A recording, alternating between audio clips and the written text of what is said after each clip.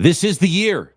Aaron Freeman of Locked On Falcons is going to tell us why the Atlanta Falcons have finally arrived for the first time in over half a decade. The Falcons ready to take the South on today's Peacock and Williamson. NFL analyst Brian Peacock and former NFL scout Matt Williamson bring you expert NFL analysis every day in less than 30 minutes. Get an inside look at the NFL on the field and in the front office with elite breakdowns to next-level analysis and in-depth information only for the real NFL fans. This is Peacock and Williamson, and it starts now. Welcome to the Peacock and Williamson NFL Show. Brian Peacock alongside Matt Williamson, as always, with a very special guest today at BD Peacock at Williamson NFL. Thanks, everybody, for making us your first listen on the Locked On Podcast Network, your team every day. If you're new to the program, welcome. Whether you are a regular, because I know a lot of the everydayers still aren't subscribed, or brand new to the show, please hit that subscribe button. You can also do the notifications so you know when a new show goes live. And, of course, you can subscribe not only on YouTube, but anywhere you listen to your podcasts. And hit us up on Twitter or in the YouTube comments for this week's mailbag episode. And if anything sparks you while we're talking with Aaron about the NFC South and about the Atlanta Falcons, yeah, please do so. And just remember that if you get mad at Aaron, you can yell at us about it, and he'll never know about it. So that can happen as well, especially if there's some Saints fans in the audience here, too. So, Aaron, appreciate you stopping by. And I think the first thing we have to talk about when it comes to the Atlanta Falcons is where they're at with their quarterback situation. Is their backup quarterback now in Kirk Cousins going to be a Falcon when the season starts? And what are the expectations for the young guy? And what did you see as a rookie from him? And now going into year two for Michael Penix. Is he on his way to stardom in the NFL? Well, let's get the Kirk Cousins conversation out of the way. I do think Kirk Cousins will be an Atlanta Falcon this upcoming season. I don't think any team is trading for him, and the Falcons have made it very clear over the last several months that they have no intention of releasing him. And so basically, unless a team comes calling at some point during the summer due to a devastating injury to their starting quarterback, and that coaching staff has, probably some familiarity with Kirk Cousins and or is feeling sort of desperate to win now and therefore willing to, meet the Falcons' trade demands, price demands, in terms of taking on a certain portion of Kirk Cousins' remaining now $37.5 million, 27.5 this year and $10 million next year. It's all leading to signs that Kirk Cousins is going nowhere. And so to me, that ship sailed once Cleveland signed Joe Flacco back in April, where it was like that was the most likely destination if the Falcons were going to move on from Kirk Cousins, and they seem to be out of it. And so I don't think there's another team coming for Kirk Cousins. But, we're all talking about Michael Penix. And so we're really about, pumping him up in terms of what he can do for this offense this upcoming season. I think people are legitimately excited about it. We've played this game the last couple of off seasons with the Atlanta Falcons, where there's a new starting quarterback in town, and there's a lot of optimism about what that new starting quarterback is going to be. But this year, it's going to be different, right? And so I think with Michael Penix, because of the arm talent that he has, because that he showed a level of poise late in the season, being sort of thrust into the fire and needing to have to try to win games for the Falcons to make it to the Super Bowl. I mean, I'm sorry, not the Super Bowl, the playoffs. My brain is slow down. I'm already thinking about the visions of the future of where this Falcons offense is going to go with Michael Penix, but try to make the playoffs. And he showed a level of poise and maturity beyond his years. And so I think there's a lot of optimism on what this team can be with Michael Penix, particularly given the hope that this offense is going to be a lot more explosive with his big time arm, lining up in their center. What's your thumbnail scouting report on him? And how encouraged are you that he is the long-term answer for the next decade plus? I mean, he's certainly aggressive and he can short throw the football. Yeah, I think, the arm strength and the ability to push the ball vertically jumps off the film. Mm-hmm. I think there have been some issues a little bit with some scattershot accuracy and some touch issues on certain throws. And I think that's going to be the biggest area of improvement for him, particularly when it comes to some of the underneath stuff, because we've seen in this league these last couple of years, defenses have gotten a lot better at trying to limit explosive plays and won't just let you just throw the ball down the field. Although folks like Josh Allen really challenged that quite a bit. And we'll see if Michael Penix can do that as well. So I think that's going to be the biggest area of improvement. I think defenses are going to want to try to force him to dink and dunk and really sort of see, how efficient a passer he can be. I thought, coming out of college, my main concern with him beyond sort of those accuracy issues were his ability to deal with pressure and his ability to be creative in extending plays outside the pocket. And while I don't think he's great in that regard, I thought in the 3 games he showed last year that he was much better at that than I thought it was going to be. I thought that was going to be sort of potentially the Achilles heel, where you have this big, strong arm quarterback that really, when he's dealing with pressure, can't really do things off structure and get to the right answers that you need young quarterbacks to be able to get to often with their legs and being able to extend plays, because they don't have all the reps to just win, mentally and whatnot, like the Tom Brady's and the Peyton Mannings and the Matt Ryans can once they get, decades into the NFL. But I know he ran really well in the 40, but he doesn't play like a great athlete. Yeah. He ran like a sub 4.6 40. You'll hear some people say he ran a 4.4 40, but he can run well in the straight line. But yeah, he's not going to be a guy that's just going to be like, hey, just go out there and run around and make a play. If you need him to go pick up 5 yards on a 3rd and 5, like, he can do that. But if you need him to just basically go gash a team for 15 or 20 yards, like a Jaden Daniels, like a Lamar Jackson, like any of these more talented running quarterbacks. I mean, Baker Mayfield's probably a little bit more depth at getting those types of yardage and runs than Michael Penix is. I think that's kind of the level I expect him to be as a scrambler and playmaker, is a sort of Baker Mayfield type of runner in that. And so I think that's an area that is, I think, better than I thought it was, but at the same time, it's not going to be something that I think it's a strength of his. I'm looking statistically at the Falcons from 2024, and it's really interesting to me that Kirk Cousins, because I think a lot of people, thought Kirk Cousins played pretty bad or not really to his level last year. And I'm looking at Kirk Cousins' numbers. The Falcons were an 8-9 team last year. They were 7-7 in Kirk Cousins starts. They were 1-2 in the 3 starts for Michael Penix.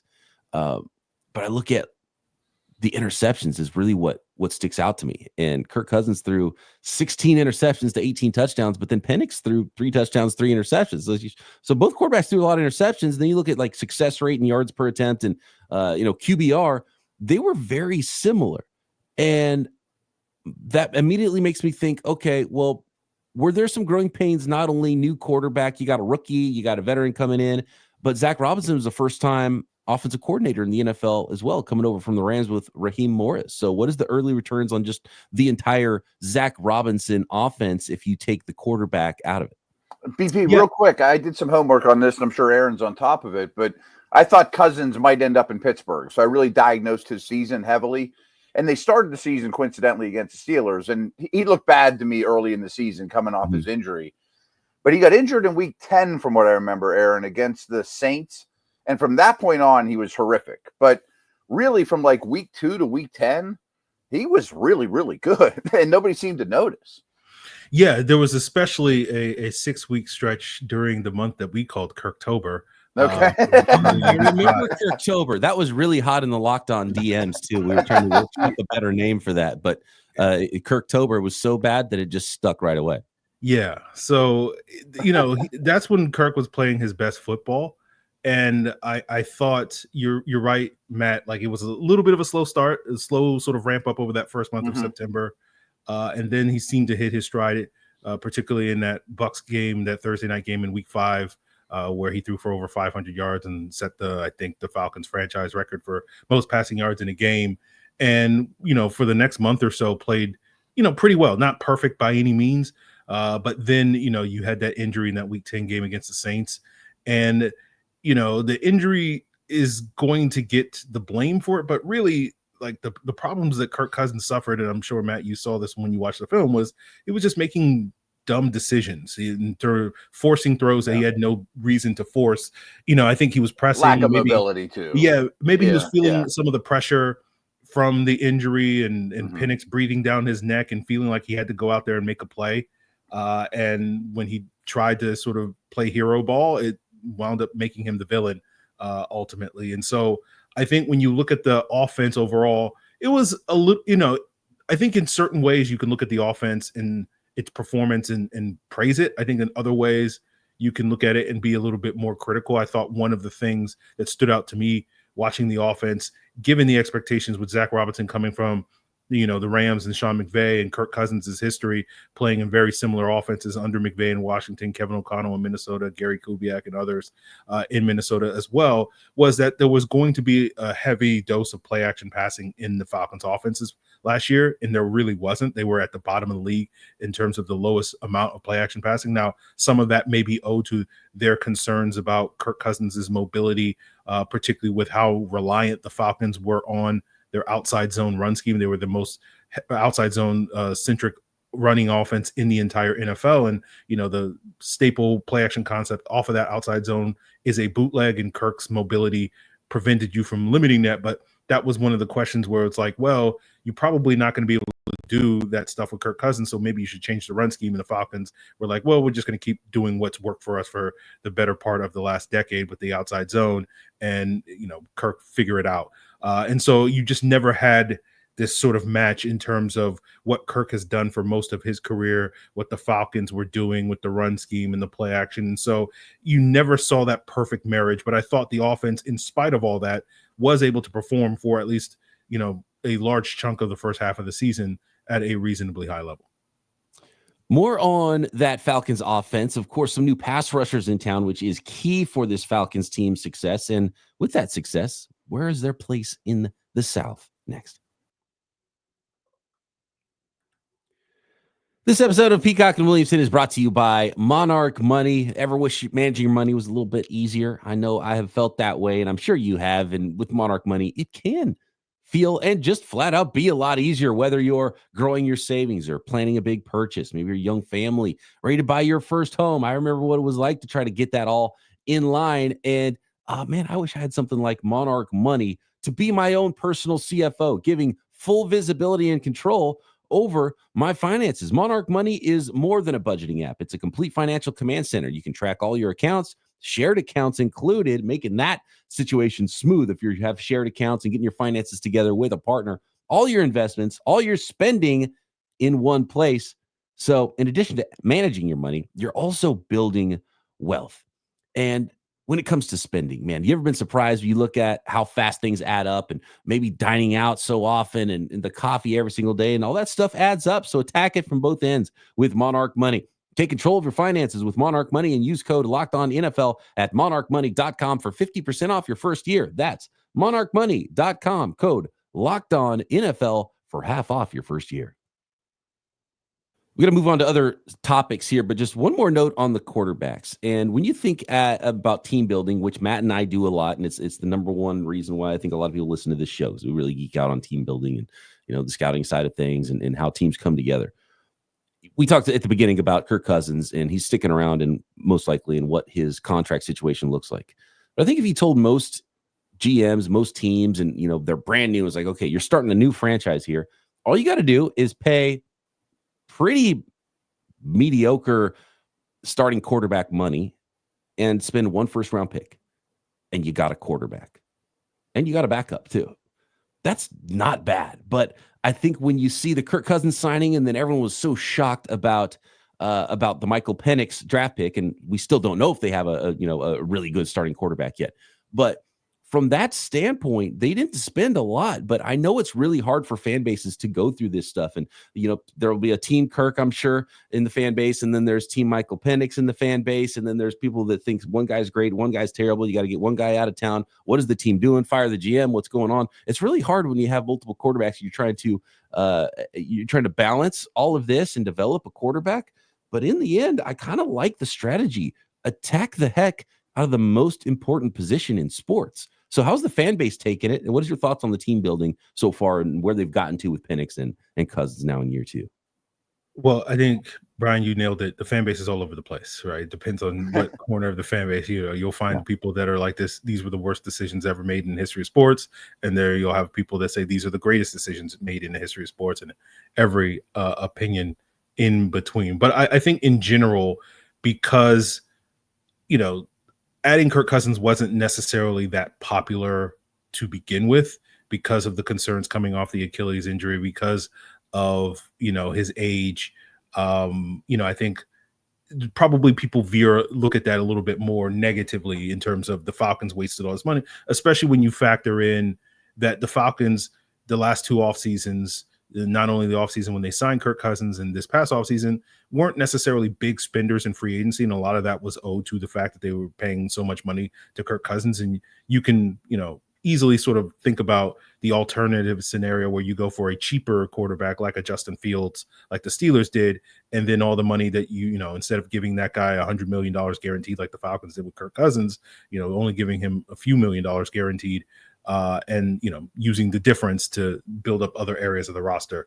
But I do agree with you, like the Falcons approach was just like, we're going to take two swings at this quarterback situation, Kirk in the short term, Michael Penix in the long term, and at least one of these should hit. And right now, we know that the Kirk Cousins signing didn't quite hit. So all of our hopes are in the Michael Penix pick hitting. And if it does, then they'll look a lot smarter, in hindsight than, maybe where a lot of people, myself included, were questioning the decision-making and the resource allocation when they made those initial double swings last offseason. So I look at this offensive line and definitely think it's a strength of the team. But what's the plan here at center? What am I missing at center here? Well, the team is a lot more confident in Ryan Nuzul replacing Drew Dalman than probably most people, myself included. It sounds like, Matt, you're in that. Coach me up on him. Yeah, I just don't know much about him. Right. He started, I think, 12 or so games over the last two seasons due to injuries to Drew Dalman. I think 8 games last year he started and played the better part of a 9th game against the Kansas City Chiefs. And, that was also the stretch of the season that we were talking about earlier, where the Falcons offense was humming at its best. And so I think, whether you think that's all due to the center play, but I think the perception, at least in Atlanta, the selling point is like, hey, this offense didn't really skip a beat with Ryan Nuzul at the helm than it did at Drew Dalman. And if we're going to pay a premium for Drew Dalman, if we're getting 75% the player in Ryan Nuzul for probably something less than 10% the price that the Bears were paying Drew Dalman this offseason, that's a bargain for us. Now, I think that makes sense. I think probably when you look at the pass protection between Dalman and Nuzul, you're about the same. You have two sort of undersized athletic centers that are not necessarily guys that you want to put one-on-one against Derek Brown and Vita Vea. So not a whole lot of difference there, but the real difference was that Dalman was just a much more effective run blocker, that this running game really was operating at its best late in the season after Dalman's return after the bye week in week 12. And then you also look at some of the short yardage numbers. Like the Falcons were basically like the worst short yardage team for those 8 games that Nuzul was started. And they were like among the best short yardage teams in the NFL, if not the best, when Dalman was starting. And so that's going to be the real challenge. Is Nuzul going to bring the same juice in the run game that Dalman did the last couple of seasons? And that's really where I think most of my skepticism is at, is like, are you going from a plus starting center to a sort of replacement level? I think that's the general perception, but I think the Falcons are a lot more confident that Nuzul's going to be able to make another leap this upcoming season. Is that your biggest concern of the offensive starters? Other than that, it looks pretty solid. Yeah. I'm trying to sit here and think, is there another, the other concern is like, is Kyle Pitts going to be more involved in the offense? But like, it's not from a standpoint of, Kyle Pitts' talent level. But I think of the 11 starters, like the one question mark you have is that center spot with Ryan Nuzul. Speaking of trades, Kyle Pitts not going anywhere? Nope. Okay. Two tight end trades in the last 2 days. And maybe he kind of missed the boat. He's not in Miami. They're asking for a 2nd round pick, if I'm not mistaken, right? So at least they're listening to offers. Yeah, 2nd or 3rd round pick. And because there are other tight ends available, it doesn't seem like they're getting those types of offers. And so it's really basically in the Falcons' best interest to get more out of Kyle Pitts in this final year as they try to make a playoff push. And I think lots of people will agree, if you can get Kyle Pitts consistently involved in the offense, this offense's ceiling is much higher. And again, going back to that 6-week stretch in the middle of the season when this offense was at its best, that was also the 6 weeks where Kyle Pitts was targeted more than he was the rest of the season. So I don't think those two things are a coincidence. What's been missing from him? I mean, I have my own theories. I mean, he's certainly big and fast and can run. I mean, we understand why he was a high pick, but what's been missing? Well, I think a lot of people focus on the route running. There have been probably too many instances. I don't think I think some people exaggerate a little bit, but where he's not necessarily ran the cleanest routes or given up on routes. A lot of that is, he was asked last year to run a lot of clear out routes. And so he wasn't really in the progression. And sometimes Kirk would decide, well, now you're in the progression and I'm going to throw you the football. And those were the plays that Kyle Pitts was not necessarily running as hard in those situations. And I think a lot of it is, he's not as great at finding space when it comes to diagnosing zone. That's something that he needs to do a better job, and just being a more proficient route runner. I think with Kyle, just be a little more physicality and aggression, attacking the football, and just a little more Mark Bavaro, maybe. You know what I mean? Go be a dude. Yeah. And that was the thing about Kyle Pitts, which was watching him in Florida. He was really great at catching the ball away from his frame. Yeah. And made these highlight reel catches. And you still see long that one-handed behind the back catches. He's done that in the NFL.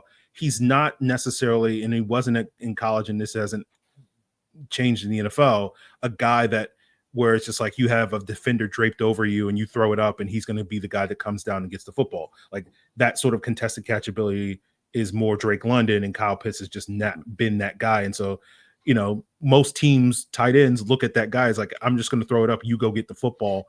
And Pitts has not been as reliable doing that. More with Aaron Freeman of Locked On Falcons. We've got to get his prediction on the Falcons and if they will win the AFC South next.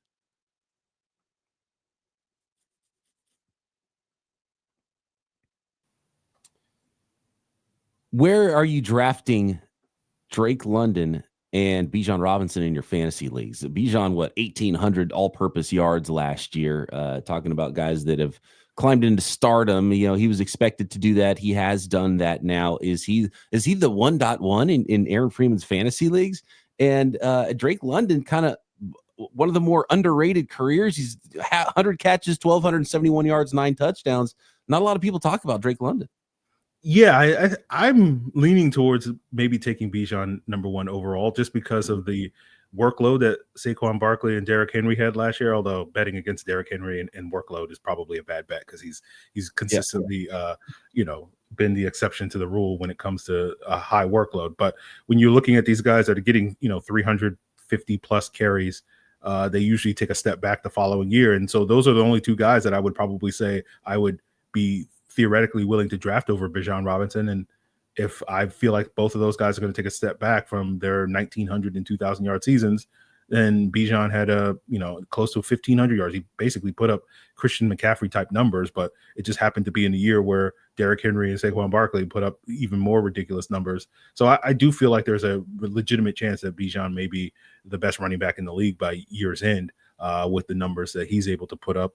And then with Drake London, I think there's a legit case to make that, he should be one of the first 5 to 7 wide receivers off the board, based off of his consistency, particularly in like PPR leagues where had 100 catches last year. I think the goal is maybe if we can push that to like 120 catches instead of 1,200 yards receiving. Can we push that to 1,400 or 1,500 yards receiving?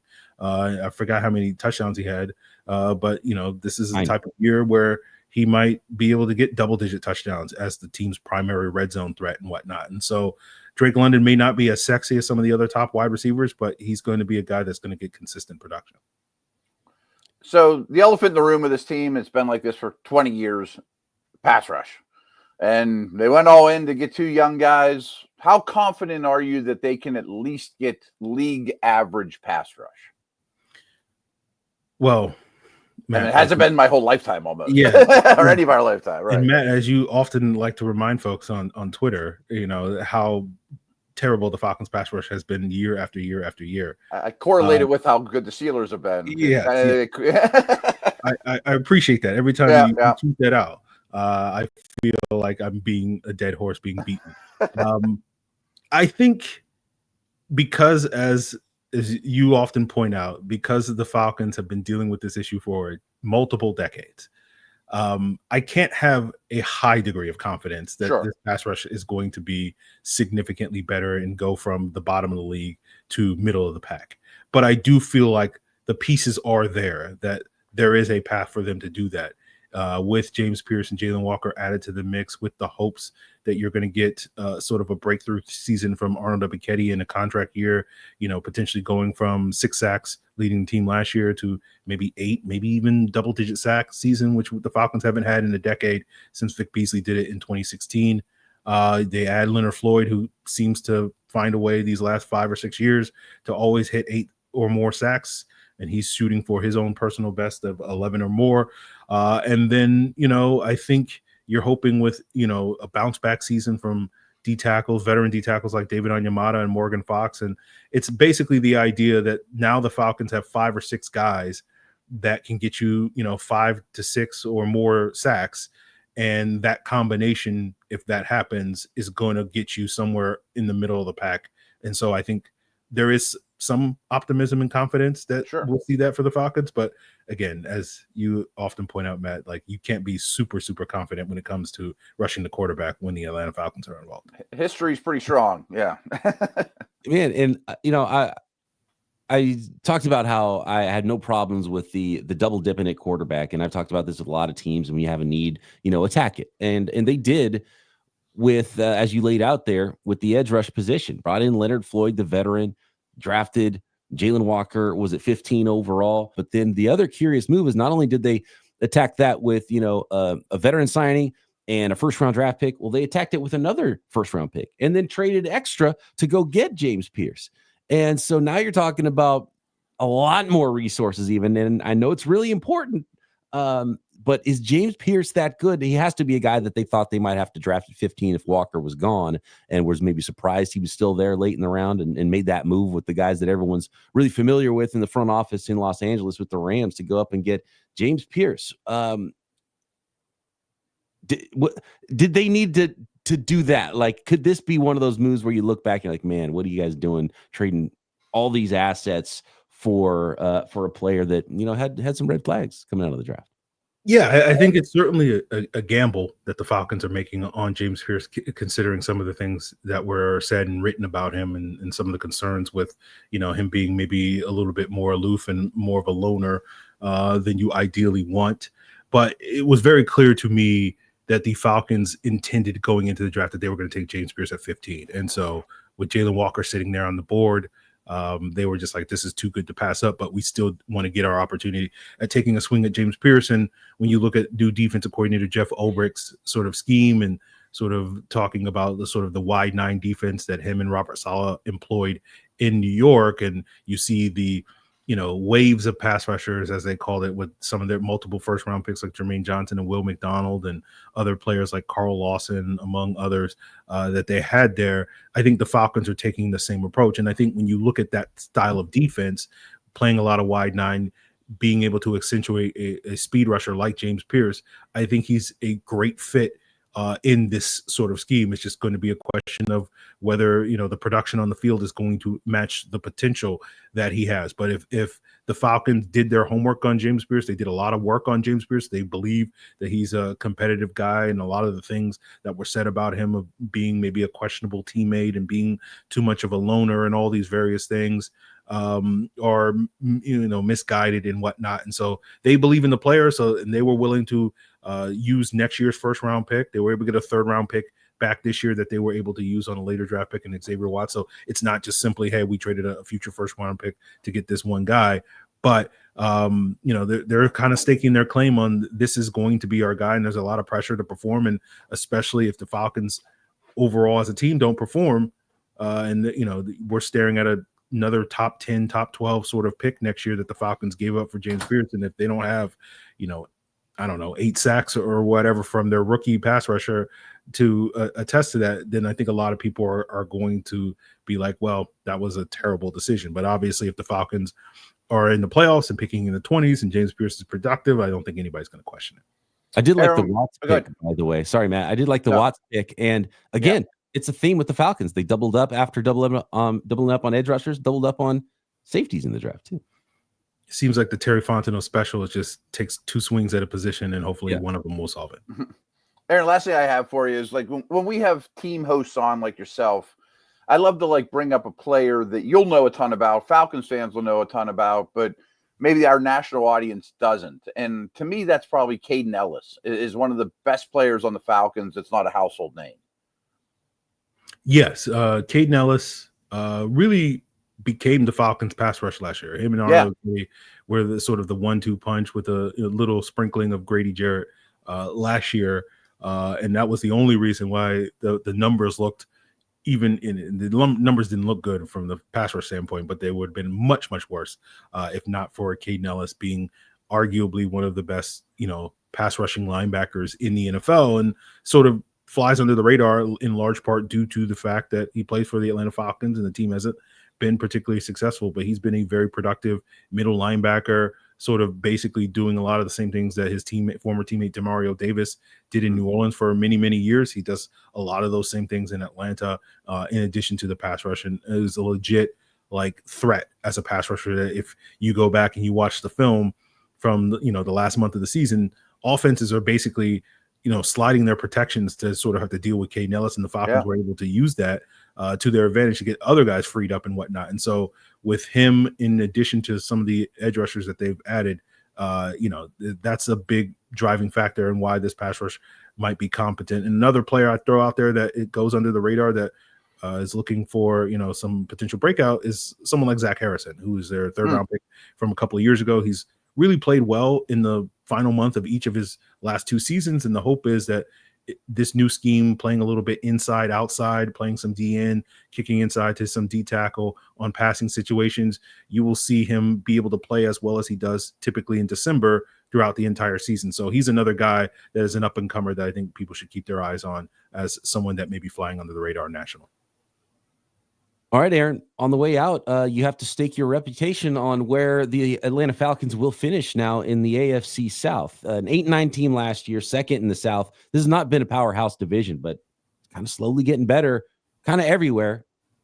Saints fans, cover your ears. I don't see things going well for you this year, but everybody else could be potentially better, including the Falcons. And for the Falcons, you can really start to paint the picture. Matt and I talk a lot on this podcast about painting the picture of what a season could look like. And if you hit on that quarterback and you get a pass rush, there's a lot of star players making plays on offense potential for the Falcons and some pieces on defense. And you can start to talk about a team that not only could be really good, could win some playoff games. So where do you see the Falcons in 2025? Well, I've been burned the last couple of years by predicting the Falcons to win the division. And now I'm a little bit hesitant to go all in, even though I do think this year they probably should have on paper a better chance of doing so, given some of the things that we've talked about today. I feel like they're on the path to a winning record for the first time in 7 years. Whether that results in the playoff berth, we'll have to sort of see. I still think the Bucs are the favorite in the South, as they should be, having won that division, 5 years in a row now, or 4 years in a row, whatever it is. But I do feel like the Falcons, have a shot at 9, maybe 10 wins. And we'll see if they can win the division and or get a wild card spot this upcoming season. So I feel like they're on the path to doing that. But at this stage in the summer, I'm not quite as convinced as maybe other people of buying the hype. But once we get to training camp and, we start to see Michael Penix throw that ball, then I'll start to get a lot more excited about the potential. Oh, man, tempered expectations for the Atlanta Falcons. I can't wait for Mike Tober, to be honest with you. Coming up here in 2025. That is Aaron Freeman at Locked On Falcons, following daily, doing his thing, covering the Atlanta Falcons. Of course, get those mailbag questions into me and Matt at BD Peacock at Williamson NFL in the YouTube comments, and subscribe while you're there. Matt and I back tomorrow right here. Peacock and Williamson.